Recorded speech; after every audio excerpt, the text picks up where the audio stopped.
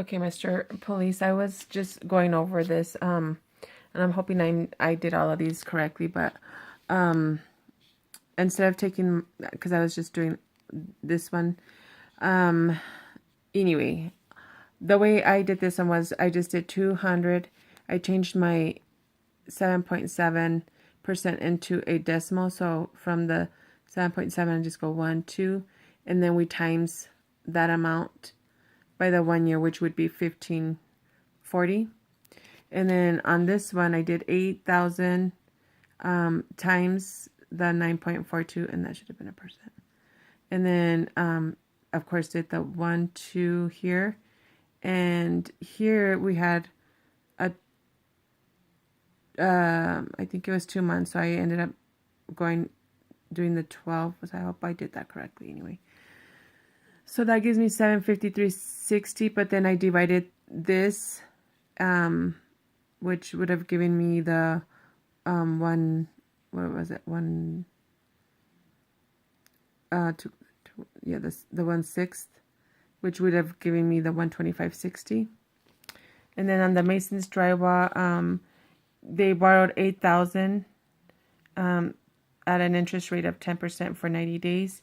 So I went around and I just did that formula that you gave me, because I kind of get confused on this for some odd reason. But anyway, I put the principal amount, the 10%, which is also either like 1, 2. And then here it was for 90 days. But from what I understand is that you put days over the amount of days for the whole entire year. So in essence, I did 8,000 times the 0.10, giving me 800, but then I have to now divide, I have to multiply, the 9 times 800, which is the 7,200, divide that by 365, giving me an amount of 197.26. That's just the amount of interest, but then we have to add that amount to the total amount of 8,000, giving me 8,197.26. And then here I'm going to just kind of delete all this, or erase all of this. And then we're going to go on to this one here where it says, I don't know how to pronounce that, but the cafe borrowed 4,500. So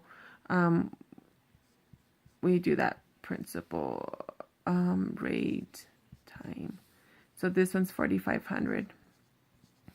This one we know it's already 12.5 because it's 60 days. So that one we would do 365. And I'm just going to erase all of this here. So then we go 4,500 times, and it was 12.5%. So we know that we're going to go 1, 2, and take that off. I'm just going to get my calculator here, this side here.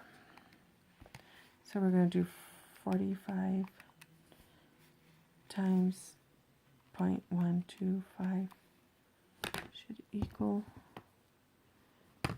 562.50, which is 562.50.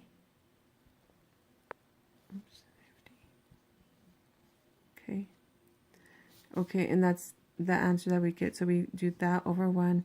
We multiply the 60 over the 365. Oops. The 60. So we're going to multiply 562.50 times 60, giving me, what is that? 33,750. So we cross multiplying, we get 33,750. But then we still have to divide by 365. So we divide that by 365, giving us 92.47 for the interest due. 92.47 for A. That's the amount due of interest. I'm hoping I'm doing this correctly. If not, just let me know, because this one was hard for me. And then the total amount due after if you went over. So then here we would do the 4,500 like what we did on the bottom one, and we add 92.47. Well, let me write this right. 4,500,